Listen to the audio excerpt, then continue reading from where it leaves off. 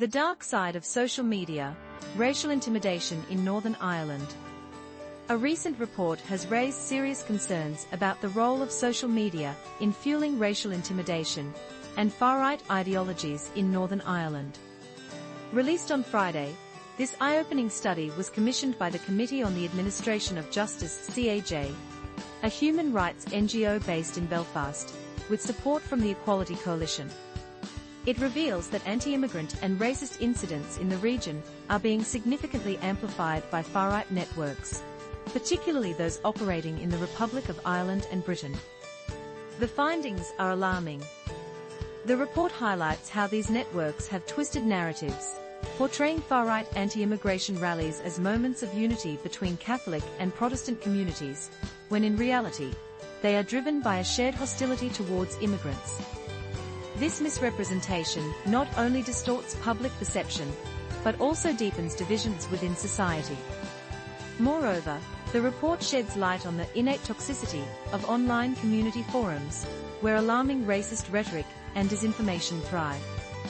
These platforms, masquerading as spaces for local discussion, circulate false claims about migrants and refugees, creating an atmosphere of fear and hostility. If left unchecked, they can escalate online hate into real-world violence and intimidation.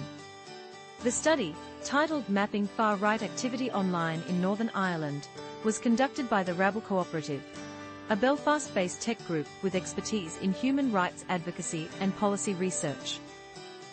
It meticulously examined the role of social media in various anti-immigration protests and racist incidents from 2023 to 2025, including the notable anti-immigration and Islamophobic protests in Belfast in August 2024, as well as the online abuse directed at Northern Ireland's first black mayor, Lillian Senoibar. What the researchers found was a troubling pattern of locally driven racist and anti-immigrant activity, often organized through private chat groups and offline interactions, with social media serving as a public platform to escalate tensions.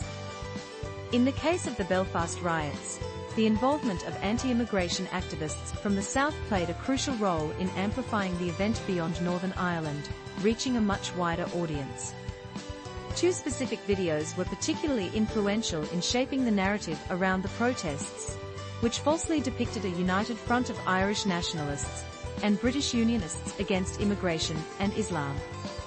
While the report does not definitively prove that the involvement of these activists was a deliberate attempt to promote this narrative, it emphasizes that their participation was key in framing the protests in this misleading way.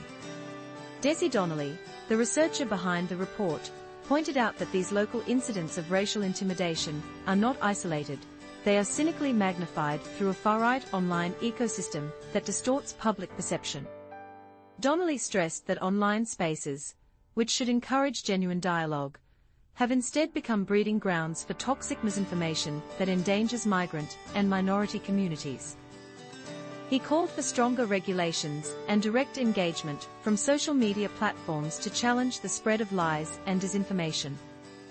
Furthermore, he urged civic society and public bodies to take decisive action, and for political leaders to step up, dismantling stereotypes and calling out racism in all its forms, both online and offline. The time for action is now, as the stakes for vulnerable communities have never been higher.